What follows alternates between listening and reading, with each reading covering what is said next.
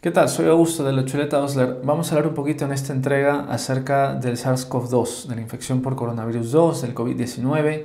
Esto lo hablamos en alguna entrega en los stories a manera de caso clínico en Instagram, pero eh, quedaron algunas preguntas pendientes. La gente tenía algunas preguntas que no fueron contestadas por el caso clínico, entonces lo que vamos a hacer un poco es tratar de contestar esas preguntas mientras vamos repasando algunas cosas. También quiero hacer esto porque en este momento estamos aquí en España atravesando la tercera ola y es imposible realmente. O sea, nuevamente los sistemas sanitarios se han reorganizado, nuevamente estamos todos colapsados y nuevamente áreas y servicios de los hospitales están siendo cerradas para convertirse en verdaderas áreas COVID-19. Lo primero, hablar de la fuente que voy a utilizar para esto. A ver, que quede claro, ¿no? Esto es simplemente un repaso de los pacientes ambulatorios, de los COVID-19 ambulatorios, los que no van a tener que ir al hospital. Nos preocupa porque es la gente que va a contagiar, ¿no? También nos preocupa porque es gente que pues, tiene mucha angustia, ansiedad por sus síntomas, nadie quiere tener la enfermedad, nadie quiere contagiar y todo el mundo está preocupado de que pueda llevar la enfermedad a casa. Dos artículos muy buenos, uno publicado en mayo por el British Medical Journal acerca de la interpretación de las pruebas de coronavirus. Y luego otro excelente publicado en octubre acerca de la virología, no solamente la clínica que genera el virus, sino también cuántos días vive, la inmunidad que genera, etc. Son libres, simplemente con que googleen el nombre de los artículos los van a encontrar, es gratis, los pueden descargar y revisarlos. Entonces un poco recordar por qué hacemos eso, un resurgimiento en los casos de coronavirus de COVID-19 después de las fiestas de fin de año, la reorganización de los sistemas sanitarios, el colapso de primaria urgencias de todas las plantas hospitalarias y luego evidentemente una peor atención no solamente a la gente que viene por síndromes respiratorios, sino realmente una peor calidad de atención a todos los motivos de consulta y evidentemente el exceso de mortalidad que estamos viendo. Gente que se muere no solamente por COVID-19 sino por otras causas porque pues, no son atendidas como debería ser. A ver, cuando uno se cuida es más difícil contagiarse. Que uses tu mascarilla, que mantengas tu distancia con la gente, 1,5 metros, evita los grupos y evita los lugares cerrados por tiempo prolongado. Hay gente que utiliza la expresión conglomeraciones, ¿no? Que está claro, esto es de sentido común. Tú te cuidas y contagiarte es más difícil. El contagio es por un virus que está en las gotas de la saliva.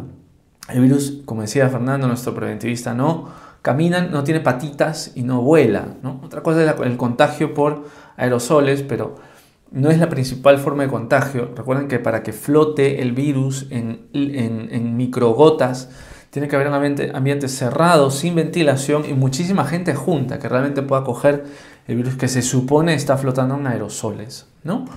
Pero en general, si uno se cuida, no se contagia. Ahora, esto es lo más importante, los síntomas respiratorios. La infección por coronavirus tiene muchísimas formas de presentación, porque puede tener síntomas inespecíficos de un simple catarro, y esto es lo que realmente no hemos conseguido que la gente entienda. Mucha gente cree que ha cogido frío, que ha cogido aire, que en el invierno no se ha abrigado bien, y creen que eso causa un síndrome respiratorio, y no es así. De hecho, la enfermedad incluso puede ser asintomática y lo sabemos bien. Entonces, hay síntomas inespecíficos, es decir, síntomas que pueden ser de cualquier proceso respiratorio. Mocos en la garganta, mocos en la nariz, dolor de garganta, una tos muy leve, o si no el picor de garganta, el malestar general, el dolor muscular, etc. Pero luego están los síntomas que son más específicos, sobre todo la anosmia y disgeusia. Que venga alguien diciendo que ha perdido el olfato en el contexto de pandemia de coronavirus, tiene que disparar las alarmas, incluso haciendo pruebas, tiene que persistir cierta duda, que alguien diga que ha perdido el olfato, que tiene un sabor raro, en el contexto de un síndrome clínico respiratorio y gran contagio, gran transmisión comunitaria, pues eso nos va a hacer que tengamos aún dudas, ¿no? O sea, el contexto epidemiológico influye en la conducta a seguir. No es lo mismo tener a alguien con sospecha de enfermedad en un lugar donde nadie se ha contagiado, en un pueblo sin incidencia ni prevalencia, que en un lugar donde hay contagio comunitario, ¿no? Estamos hablando de la gente que se contagia porque se contagió dentro de la comunidad. En realidad, todo síndrome respiratorio debe ser investigado. Esto, para la población general, tiene que entender que todo síndrome respiratorio, toda persona con malestar, todo dolor de garganta, mocos, tiene que ser investigado. Y también para los sanitarios y sanitarias, todo paciente con síndrome respiratorio tiene que ser investigado para SARS-CoV-2. Tiene que llevarse por lo menos una prueba de SARS-CoV-2. Todo caso requiere evidencia microbiológica, es decir, esto es cuando tenemos a alguien que tiene síndrome respiratorio y le vamos a decir que haga cuarentena. No podemos hacer la cuarentena sin una evidencia microbiológica. O sea, hoy en día que tenemos las pruebas disponibles, que hay capacidad para hacer tests, es verdad que en algunos lugares más que en otros, pero son pruebas rápidas en general. O sea, no solamente hablamos de las pruebas que duran 10-15 minutos, sino de las pruebas que duran horas o un par de días. Y con un costo relativamente bajo, o en lugares donde el acceso es libre gracias a una sanidad pública fuerte, pues necesitamos una evidencia microbiológica. Nadie se puede quedar encerrado sin una evidencia microbiológica, sin una prueba positiva que diga que hay una infección por SARS-CoV-2. Ahora, si estamos dentro de los 5 primeros días de inicio de los síntomas, o sea, el paciente se enfermó un 20 hasta el 25, podemos hacer un test rápido de antígenos. ¿Por qué? Porque esos 5 primeros días, el virus, hay un pico, digamos, de carga viral en la garganta. Entonces es mucho más rentable el test de antígenos. El test rápido que dura 10-15 minutos. Una plaquita, coge un poquito de secreción nasal, lo ponen en la placa, 15 minutos tenemos el resultado. Pero luego en los 5 días, o si tenemos una prueba de antígenos negativa, pero con una sospecha muy alta, pues pasamos a la RT-PCR, la reacción cadena polimerasa, ¿no? Que son estos test de amplificación de genes. Una PCR de SARS-CoV-2. Entonces, decir eso, ¿no? De que si yo hago una prueba rápida y persiste la duda, vamos a pensar que un paciente ha tenido toda su familia enferma de COVID, que viene con síntomas muy sugerentes, que viene con una pérdida de olfato y le hago una prueba rápida y le sale negativa, la duda es muy importante. Entonces, sobre todo si hay transmisión comunitaria, aunque no me importa que haya salido la prueba de antígenos negativos, hago una PCR, ¿no? O un paciente que ha sido contacto, tiene síntomas, un contacto estrecho y ahora viene con síndrome clínico, hago la prueba antigénica y me sale negativa, tengo que hacer una PCR. Si el contexto cambia mi enfoque, la conducta a seguir, ¿no? Ahora, pasada la enfermedad, hago los test de anticuerpos. Hubieron algunos países latinoamericanos donde se utilizaron pruebas de anticuerpos para diagnosticar infección activa y se salió todo de control. Las pruebas de anticuerpos solamente en casos de habiendo pasado la enfermedad para ver si hay inmunidad o no. Si tengo una test PCR positivo, por ejemplo, tengo a alguien con una PCR positiva, es decir, ya tengo evidencia microbiológica, o una prueba antigénica rápida positiva en alguien con alta sospecha, ya tengo evidencia microbiológica y ahora sí podemos pasar a la cuarentena. El caso confirmado tiene que hacer cuarentena para no contagiar. Desde el inicio de los síntomas contamos 10 días. El paciente empezó con su enfermedad el 10, le diagnosticaron el 14, pero esa cuarentena durará hasta el 20, ¿no? La cuarentena dura 10 días, pero empezamos el día que empezaron los síntomas. Esto es porque el virus vive 9 días. Después de 9 días el virus muere. Es verdad que quedan genes. Justamente por eso no hacemos las PCRs al final de una enfermedad ya diagnosticada. En caso de un diagnóstico de un paciente asintomático, la cuarentena iniciaría el día de la realización del test diagnóstico. Esto es porque no tendríamos claro cuándo empezó realmente el contagio o la enfermedad, ¿no? Imaginemos que a alguien sin síntomas le hace una prueba en el trabajo y sale positiva. No tenemos muy en claro cuándo se contagió, entonces la cuarentena la empezamos el día del resultado de la prueba. Repito, esto es en asintomáticos. Y no repetir la prueba al final de la enfermedad. Después de los 10 días de la cuarentena, no repitamos la prueba, porque puede salir una PCR positiva sobre todo y no ser el virus vivo, sino genes que en el ciclador se amplifican y se arroja un resultado positivo. ¿Cómo enfocamos a los convivientes y a los contactos estrechos, ¿no? Entonces, y esto repito, para sanitarias y sanitarios creo que les puede ayudar mucho, pero sobre todo para la población general, porque mucha gente se angustia. A veces se angustia cuando o no les piden pruebas, o le piden la prueba muy tarde, o les piden 2, ¿no? Y no entienden muy bien por qué. A veces no entienden por qué, siendo positivas, igual tienen que estar en cuarentena. La gente que es contacto estrecho y conviviente tiene que guardar la cuarentena a ver si se enferma. Y al principio esa PCR puede ser negativa. Por eso es que hacemos una al final. Por eso es que la gente se sigue en cuarentena haciendo contacto estrecho, habiendo cumplido esos criterios de contacto estrecho, aunque esa PCR inicial haya sido negativa, ¿no?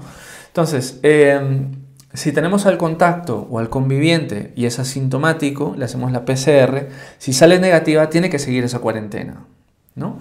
Esa PCR inicial en el contacto asintomático, si es negativa, tenemos que seguir esa cuarentena 10 días. Y decimos eso, pues, ¿no? Hay que ver si al final se enferman. Entonces puede ser que al final o hagan síntomas, al día 3, 4, 5, 6 de cuarentena empiezan con un síndrome clínico, o puede ser que sea sintomático, por eso al final, al día 9, hacemos una PCR nueva en ese contacto asintomático para confirmar que no hay infección. Hay un problema aquí, evidentemente. Si esa persona, siendo asintomática, luego de 9 días de haber estado encerrado, un poco menos, le dicen que es positiva en una segunda PCR, tiene que empezar otra cuarentena probablemente el día de la prueba negativa, el día de la prueba positiva, ¿no? Habíamos dicho justamente que cuando no hay síntomas y hay una PCR positiva, la cuarentena se supone que empieza el día de la realización de la prueba. Pero si es alguien que ya estaba aislado en cuarentena varios días, pues se pueden buscar alternativas. Dependiendo del número de días de enfermedad, se pueden pedir anticuerpos. Si es que son muchos días, a ver si aparecen. Se puede repetir las pruebas 3 días antes o 3 o 4 días después, siempre y cuando la persona siga sintomática, hasta que salga negativo, ¿no? Hasta que digamos, ya, vale, negativo, para que no se tenga que quedar encerrado pues, los 10 días, ¿no? Repito, entonces, convivientes y contactos estrechos asintomáticos, PCR inicial, 10 días y luego al día 9, otra PCR para confirmar que es negativo y alta cuando termine la cuarentena. Pero ¿qué pasa si ese contacto estrecho tiene síntomas? ¿Qué pasa si ese conviviente tiene síntomas? Y esto puede ocurrir, ¿no? Nos llaman y dicen, mire doctor, lo que pasa es que mi hija ha sido positiva, lleva 4 días encerrada en su habitación y yo es que ahora me duele la garganta y me duelen los músculos y estoy con mocos y no va a ser que me haya enfermado, ¿no? Entonces es un contacto sintomático, ¿no? Entonces, a esa persona, como cualquier persona con síntomas, por tener un síndrome clínico, test rápido. Claro, y aquí el problema viene, ¿qué pasa si ese test rápido es negativo? No le podemos dar el alta porque sigue su condición de contacto. Entonces, si el test antigénico con síntomas es negativo, lo que vamos a hacer es una PCR.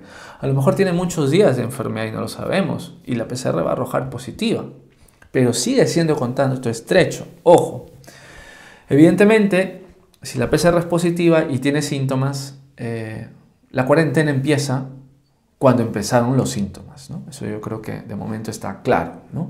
Las cuarentenas empiezan cuando empiezan los síntomas. Ahora, vamos a hablar un poquito acerca de la población de neumonía. No vamos a hablar acerca de la atención y lo que vamos a hacer con estos pacientes en hospital, sino que vamos a hablar de la necesidad de atención en urgencias, ¿no? No, justamente la idea de seguirlos desde primaria, de llamarles periódicamente, es vigilar si es que en algún momento los pacientes progresan a neumonía, porque son esos los que tienen que ir al hospital, no en realidad todos. En un sistema donde no hay primaria, donde no hay vigilancia, toda la gente está yendo al hospital y saturando los servicios hospitalarios. En cambio, cuando hay primaria, pues nosotros vigilamos y selectivamente vemos quién realmente se va a beneficiar, quién va a tener un beneficio en su salud de ir a un lugar como el hospital, ¿no? Entonces, ¿en quién sospechamos que tiene una neumonía por coronavirus, en un COVID-19, ¿no? Es verdad que una fiebre alta persistente de 38 grados, 39, 40 durante 6, 7, 8 días puede disparar las alarmas, ¿no? Un estado inflamatorio persistente habla de que a lo mejor tenemos ya afectación pulmonar, sobre todo si es que tenemos dificultad respiratoria progresiva.